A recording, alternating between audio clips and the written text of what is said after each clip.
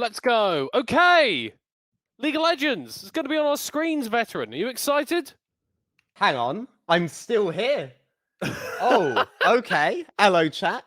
You thought that the desk got the draft, but no, the cast still has the draft. The casters always win. Am I right, Middleton? You've somewhat infiltrated into the casting booth. I don't quite know how I'm you've British, got that's into what I my do. house, Veteran. But you're here. I'm repping the NLC, the British part of it, by Oh, just I've heard taking that. I've over heard everything. that. Alrighty. Well, Champion Select was a little bit of a while ago, Veteran. But what we've seen here from Verdant, I think it's fair to say this is possibly one of the most standard Verdant compositions that they could have brought to EM. I mean, full team fighting, with the exception of Nyla, who's just sat there on the split-pushing individualistic champion that we know he can do well on, right? Yeah. Camille, Fiora, these are the Nyla bread and butters, and Jax is the most powerful of all of them in the current meta. Even if you're against a ranged champ like Kennen, he just trades whenever his grasp is up with his Q over and over and over again. And what can Kennen do but cry? And I definitely favor Nyla in this top matchup. But the big thing here that I was discussing with my compatriots on the desk before I ruthlessly abandoned them to join you again, Middlecott, was that Hunt and Errol are almost opposites, right? Errol, the Azir player, Hunt, the Echo player, the Kassadin player, the Yasuo player, the Yone player, the Irelia player, the stuff that you saw banned in the previous draft, right? So Errol, yes, he's going to get his comfort on the Azir, but he was never going to get a good matchup here, even though he went for it. Rad seemed to have relied on that, and they were able to get a good matchup for themselves in the mid lane. Yeah, well, I think that's maybe one of the weaknesses of Erol as a player. When we look at him, he has, of course, had a very, very promising split. But if it's not the Azir, if it's not the Cass, if it's not the Victor, he hasn't really played it as much. So I think the next step for a player like him is to incorporate a few more champions and have a little bit more of that versatility. So when you go up against a player like Hunt who can pull off stuff like the Castin, you aren't necessarily going to be as disadvantaged. Yeah, I mean, you're kind of seeing like mini leader versus mini Larson in the mid lane there. There have always been these players that fall into these kind of like rock, paper, scissors styles. And what you're seeing here is, you know, rock meeting paper. You can decide which one is which. You know which one is which. How fast is the rock moving? I mean, his last game was moving very fast. If he's in the DC animated universe, very certainly shifting. Scooter trying to steal Tax's blue buff away, but isn't going to be able to do it. We've actually been seeing a pretty significant CS lead develop in the bot lane in favor of San and Bloody Butcher, and San is actually making a rotation towards the mid lane. Not something you typically see on a Zeri. Yeah, but something that you wish you saw more, though. Especially with a champ like Zeri or something like Jhin. So often you just see the AD carry oinking, waiting at the tower, for the wave to come in while their support does all the work mid. No, why not bring in someone that has mobility to go in there? And Nyla's already got the first blood. Yeah, there was an attempt at a dive there from Scooter. Unfortunately, it's Jax. And giving a kill to Nyla is not a great way to start off this game for Rad. It's Nyla, Jax. Like, I understand the logic, right? If we set this Jax behind, we're actually in a really good position to play around bot side, to play around midsection on that 530 wave, which comes up in a minute. So I understand going for it, but in terms of execution, Nyla's played these dives 1,000 times. This isn't some kind of tank bruiser player that decided to pick up Jax because he's meta. This is a guy who is in the meta right now playing one of his strongest champions. So obviously Nyla able to outplay it there. Scood on a more facilitator kind of champion, not able to do anything, but because he was removed from the map, look how heavy Hunt is being controlled on the mid lane here. 3 members of Verdant are here. Hunt's been here before though. We want to talk about bread and butter. This is a Kassadin main on Kassadin, alright guys? He knows the trick. Tax is going to be fine. Cly actually flashing for the stun onto said Kassadin main. Okay, there's a couple of tricks. He's had to use flash. But meanwhile, off screen, Nilla gets a solo kill. He's done that a few times with the AFC split. There are too many things to talk about. So one, Nyla. Wow, Nyla on the split first is just like solo killing. Ooh, Taxa, you need to be careful here, Scooter. He's fine. He has W. Come on, you're fine. Yeah, he's alright. Fly doesn't really have He's mana. thinking about it. He's flashing forward. Very, very fine. Absolutely chilling E-roll. Getting over the wall, getting away. Kemo flashing for kills onto Bloody Butcher, and San is gonna have to get away. Hunt is gonna be able to rejoin the play, so no more kills for Verdant, but hey, they've got 4 on the board just before 16 minutes. How's the Verdant shirt going, middle cut? Verdant shirt is very well. I'm not going to be biased on cast, and Rad definitely still in this game with the scaling, but it's looking good for Verdant right now. How are the Verdant stocks going, middle cut? Verdant stocks are going up. Up! All the way up! Oh! Nyla engaging again. He gets to crash with that though, like really easily gets to crash with that. What Mage would have liked to do would be able to ult the wave to go for a freeze. As is, he'd have to tank all these minions. Well, he is going to tank He can just go away. a few of those minions. Scoo thinking about gank top lane. Didn't enjoy his last trip here. Oh! Going to enjoy this one a little bit more though. Taxa is in the area. He can join to offer some support, but he's not going to need to for the moment. God, so many things I want to talk about. Every time I want to talk about them, something new happens on the screen. I'm going to assume we have a little bit of a lull here. Cly kind of played 9-dimensional chess with Hunt by coming in from the top side. You definitely wouldn't be expecting the support to come in from the top side. So when Hunt saw his team coming from the bot side, he thought enemy support wasn't there and that it was clear. And then Cly moved in from the north there, really surprised him with that engage with the stun. So well played by him. Obviously the collapse, really well executed by Verdant. It was a reactive play, but Verdant are the king of reactive plays. Whenever someone says they need help, the rest of the team seem really, really good at going in and helping them at the points where they need it. Rad, they just didn't have the timings in the same way. They were going for the more difficult play, but that's how Verdant have gotten so far, right? They haven't been the flashiest team. They haven't been the smartest team. They've been the Rocky Balboa of the league in that sense, right? They take hits, they know which hits to take, and crucially, they know when to start punching back. Well, they have had a bit of that underdog run, right, to even make it here. In a league with 2 spots at EM and with 3 teams coming into the start of the split that we're expecting to contest them, it's difficult for a 4th team outside of that 3 to come in and grab one. But credit to Verdant, they were able to scale up through the playoffs and do it. And from what we've seen from them so far, it's pretty damn good. It's a 1k gold lead at 8 minutes. Okay, it's not the end of the world, but we know that this is a team that can close out with a small advantage. I mean, correct me if I'm wrong here, but I think the only time until the finals where a caster in NLC voted for Verdant winning their playoff series was Hitrain, and that's because God himself had to vote for him because he missed the vote.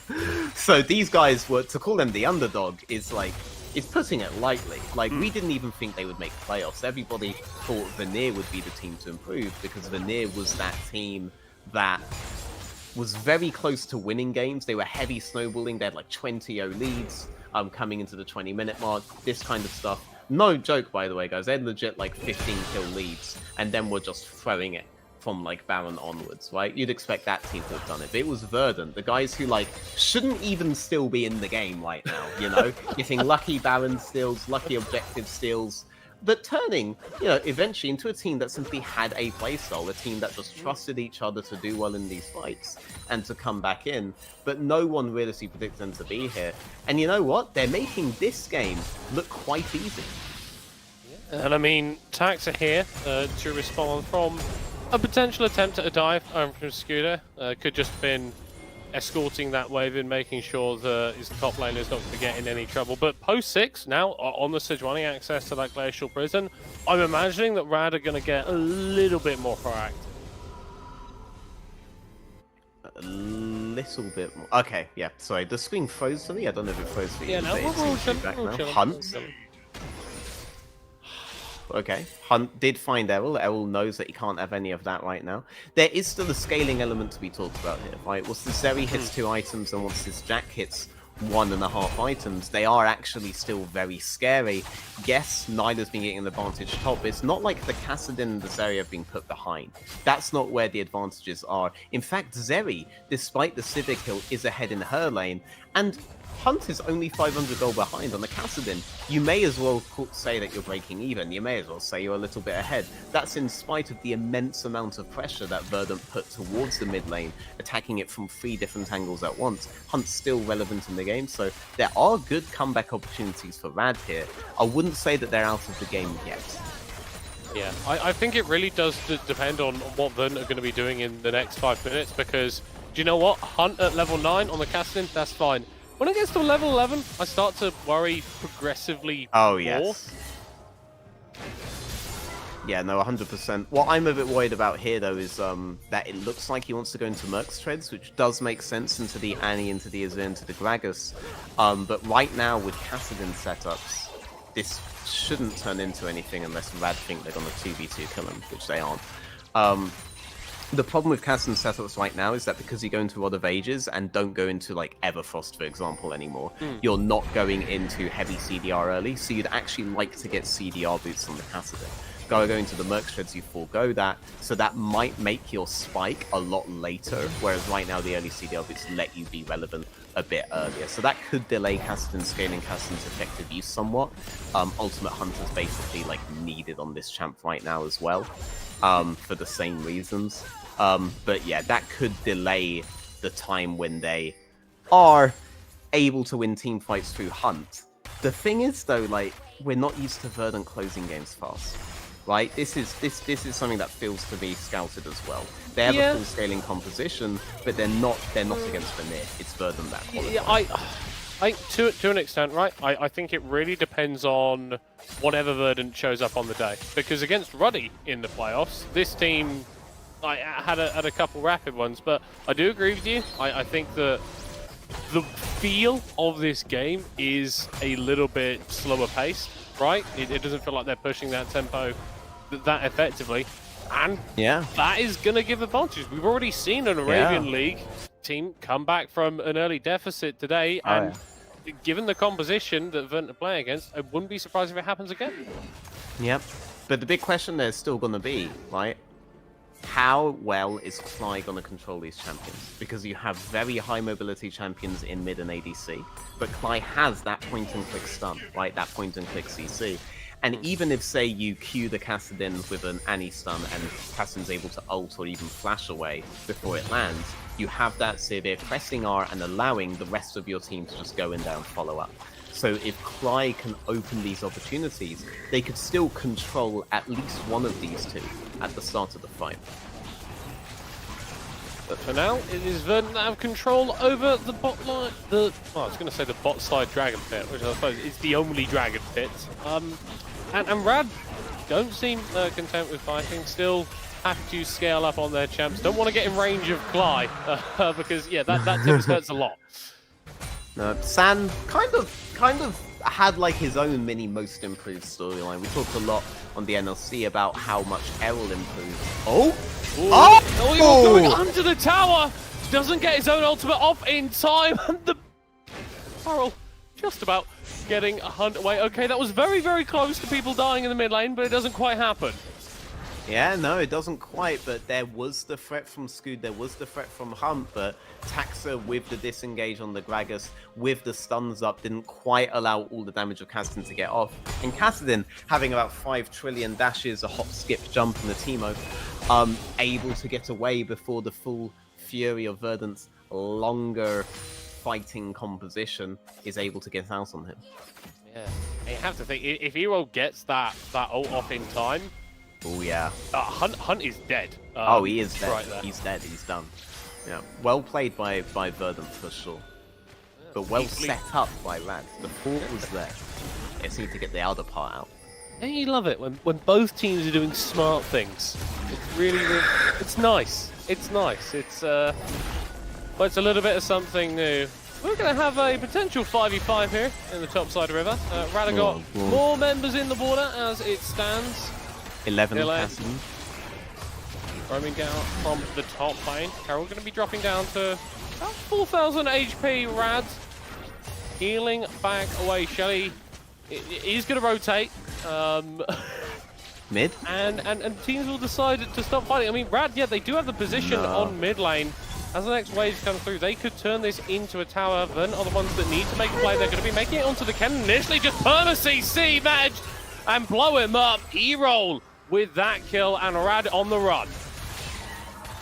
I mean, he literally just cleared a ward, so he knows that they know he is going for the flank. The flank idea was good, but once that ward is cleared, you know they know you're there, and you can't just keep walking forward, but walk forward he does. Punished for it he is, and now Rad, they're just trying to find something to trade for that Herald, because that Herald is gone. Yeah, and but there really isn't anything. That mid lane going to be defended here by Kevo. TP actually to the top lane here to try and prevent E-roll pushing. So recognizing that they've kind of lost out on the map, but they don't want to give over any towers if possible. No, they definitely don't. And they would rather keep the game going for as long as possible. Even a stalemate there at the Herald would have been a victory for them. But they pushed a little bit too far. No stalemate victory there, just a straight up victory for Verdant, who are the guys that want to accelerate the game. That doesn't put them in comfort spot. Verdant aren't a team we associate with acceleration very much. But that Herald, that's really going to help them. It's all about this mid tower again. If they can get this mid tower out, the game becomes a lot easier to break open. But if they can only find a way to do it on sides, that's not going to be such a big issue for them, because Nyla's going to do so much with that pressure on side. He can 1v1 the Kennen for sure. Kassadin's not yet at the point where he's going to feel really comfortable. It is the Ionian boots coming out of Kassadin, so he just gets the null magic mantle for the resist, and he looks like he's just going to hold on to it and go for the damage build on Kassadin. You're going to want to get a Rabadon's after you finish off your tier item, or avoid stuff. Oh, bloody butcher! Oh my! It's just over! It's gone! He just dies very, very quickly. Okay, you got Taxa with a Night Harvester with the Electrocute and wants him into the waiting arms of Kevo. That's going to be very good for Verdant, and they're going to be able to open up the map off this mid lane tower falling down, not over-egging it, going for a second charge. Yep, and that mid tower is going to be absolutely huge. Evils here against Hunt, but Hunt, he has no control of midsection, he has no control of river. Look at those wards. That river is blue all the way through. Looks like he feels he can stay here now because the Sejuani is moving in, giving him some barrier there. Maybe they look to make a play on Errol. He's not falling for it. He's seen this one before. You're a Kassadin player, but he's an Azir player. He knows how this works. Yeah, but you just put the soldier behind yourself as well. Someone's gonna come here and try and kill me. Not sure if he actually ended up spotting out Scooter there, or if the soldier expired in time. But don't have a TP to protect their mid laner, but looks like they're not gonna need one. The wave's gonna die, and Rad will back away. He's like, yeah, Hunt, you're definitely the first Kassadin to try to cheese me in the third bush there. Definitely the first Kassadin. Never happened before.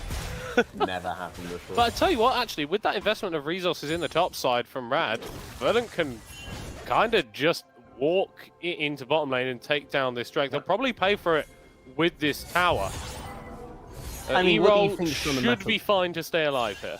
Yeah, I mean, what's going to happen here is that you're going to get economy on towards the Kassadin, XP on towards the Kassadin, because dude, he's not appearing in lane here, he's not helping him shove out, he's letting him get all the solo XP, right? And if you keep getting all of these resources on towards Hunt, that can be worth trading Drakes for. This isn't a soul point Drake, right? This is just a second Drake for them. By getting that initial Drake, Rad were able to delay that. If you just keep funneling resources on Kassadin, that is how you're going to end up winning the game. But it is all on the Cass, and he's not finding these opportunities against Errol. He's not finding these opportunities anywhere, and Butcher, Mage, Scoot even, they do keep getting caught. But the carries, they are silently scaling. There is a ticking time bomb here. They're getting there. I mean, San is fundamentally playing Zeri, and at a certain point, playing Zeri kind of just rewards you with enemy nexuses falling down. Not looking likely in this game though, because Verdant have been able to build themselves pretty decent size lead. E-roll might be in trouble up against Hunt here, but the Kassadin opts to Rift walk away instead of going further forward, and the rest of Verdant hunting for blood. This is quite far, Taxa. Oh, but they're a 4-man here, 4v2. Oh, but you have the bot lane coming up. If this extends, if Verdant go for an extended play, they could lose. Smarter than that. You're not the first team to do this to them. They've seen it all. But, I mean, that's fine. Nothing happens. That's good for Rad. Right? That's good for Rad. Verdant are the ones who should feel pressured, which is why you might expect them to make a mistake like that and just get collapsed on. But Verdant, they're like, not now. We will find an opportunity. They're not that good. Alright? We have caught them out at least 6 times. Right? Yeah. They will fall again. And we'll get something else. We got mid tower down. We got bot tower down. Yeah, sure. Top tower fell in their favor. But you know what? That's just another long lane for the Jacks. So they're not that worried here either. And let's be real, we're not going to exactly talk about Sivir and Azir like they fall off heavily. Oh, yeah, you have ticking time bombs on Rad, but there's no way you could say Verdant don't have options after that point. It just means that now Rad are competitive with you in these fights, not necessarily that you've insta-lost them. It creates this wonderful scenario where the team composition that Rad have built for themselves wants to go late, and the tendencies of Verdant just as a team means that this game is more likely to go late, right? And that's a good bit of drafting fundamentally on the side of Rad there. It's go, okay, we're going to pick this composition that is going to function at the 30, 35, 40 minute mark. I mean, I feel like if you swap the AD carries around, I'd say Rad basically won the game, right? If it was a Sivir Kassadin on the right, I'd basically say they've won the game. But because it's a Zeri, and because it's Sivir on the Azir side with the engage and lockdown from the Annie, there are actually a decent amount of options for them to control the biggest threats on Rad. But a lot of that comes down to burst, right? Sure, you lock down the Zeri, you lock down the Kassadin, they dash away, you follow up with the Sivir ultimate and get on them anyway, but do you really burst these champs? Do you really burst a Zeri that can go double shield ADC items and pretty much be a bruiser? Do you really burst a Rod of Ages Kassadin? Is that real? Is that a thing? These are the questions I have. These are the questions that are asking themselves. I'm very excited to see them answered in about half an hour when the teams are finally ready to fight. I reckon. See, you say you're wondering if there's the burst. All I'm seeing is Taxa body slamming in, dropping a couple barrels on someone, and it doing legitimately 1,000 damage. 1,000 damage to Kassadin's gonna be like a fifth of his HP. Well, you just got to do that 5 times then. Come on, veteran, do that. Hey, it's true. Just pray he never bases and then do it, or gets red buff, or heals from some other way. Yeah, well, yeah. It's not like Rod of Ages has innate healing on the item. Yeah. Yeah, you're right. Yeah, you're right. It's not yeah, there for it. Yeah, this is a real scenario that you constructed, hopefully. That's the worry, right? Sivir, though, like, Sivir has a surprising amount of burst. And Kevo, like, we're not going to treat him like he's do you know what? Veteran, I'm going to have to stop you there. I was actually watching a couple of old LCS highlights as... Son, he can just dash away. He's absolutely fine. The Keith McBrief. Sivir, double W auto, animation cancelling, getting the auto reset, instantly killing someone for around about 1,000 HP. Not sure if Kevo's going to be able to do that this game because, like you said, quite a few tanky customers in front of him. But a champion that has thrived in pro play for so long. Yeah. Gone through a couple of reworks since those times. One of those reworks made her Q do 55 damage level 1. No idea why. That was just something they thought was a good idea in the game. For some reason. Interesting number. Everyone loved it. I mean, effectively did 110 damage because it's there and back. She just won. That is how boomerangs work. She just won the lane level 1.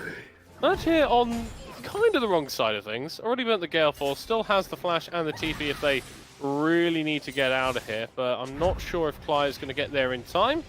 Better safe than sorry, and teleporting away. Okay, Verdant going to get another Drake relatively for free. They keep stacking these up.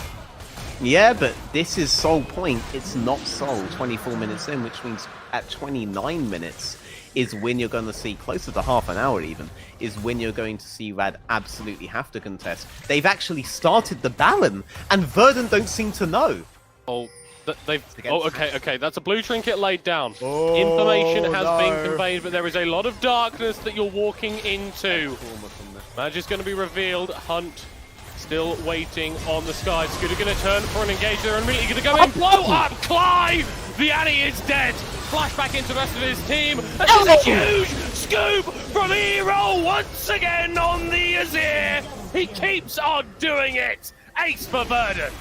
I mean, you want to talk about a 5v5, though. The 5v5 composition is on the left. That's not how Rad's compositions operate. They want to pick off someone at the start and then collapse on the rest. They figured they were doing that, right? They pick off the Annie at the start. We can't be controlled anymore. Oh, Nyla's on us. Everyone double back. But that gave breathing room to Errol on Azir, and he meets them with an absolutely huge ultimate.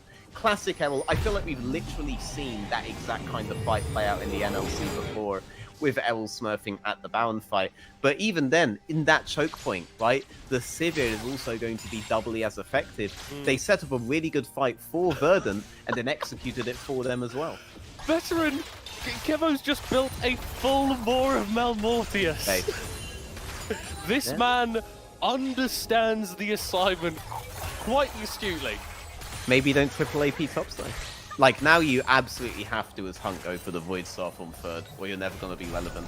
But at this point, it's so difficult for you to just straight teamfight Verdant, because Verdant should have effective control of the map, and be able to dictate that they fight in a similar scenario, one where you can't just pull them through into skirmishes, one where you can't just dissipate them. You don't have the stronger 5v5 comp. I'd argue you wanted to wait another item before you fought at all there. But now Verdant are the guys who can dictate when we fight. Yeah, and at the moment they're dictating to Rad that you're probably going to have to contest us on this top wave push, otherwise we will just take your in here. Rad, I guess they're just not getting the memo here. This one is going down for free. Yep, they're looking at the just Nexus going to keep tower. going. Okay, Kevo's popped on the hunt. Maybe a little bit hypey to try and end the game here. Oh, look at mid. Decent chunk onto the mid lane tower. You can rotate over and take that. It's not super clinical from Verdant, but they are getting what they need, taking down that top lane inhibitor. Okay, we're engaging onto E-Roll. He's going to shuffle 3 back and then scoop himself away. Still getting that cannon minion hitting onto that mid lane. Verdant are backing off for now. They're still going to stick around, actually. E-Roll's TP back in. I think they're going to try and end it, Veteran. Yeah, I mean, they easily could here. The game gets harder for them the longer it goes, but at this point it's relatively easy.